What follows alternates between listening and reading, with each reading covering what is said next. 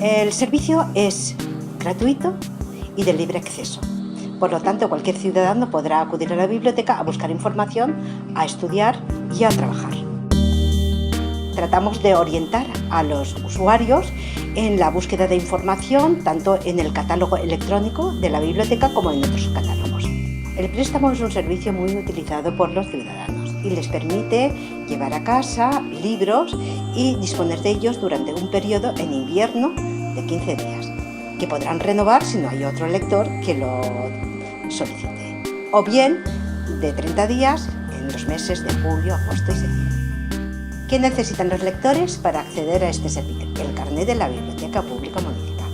¿Cómo podrán acceder a él? Solicitando y aportando una fotografía tamaño carnet actual, pero también un documento identificativo.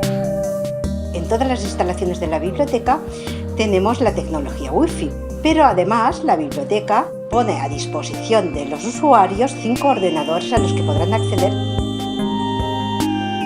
No tenemos que olvidar que la biblioteca pública es importantísima en el fomento de la lectura y también tiene un papel importante en la recopilación de información local para facilitarla a los ciudadanos y para que digamos que la historia de nuestra comunidad siga viva.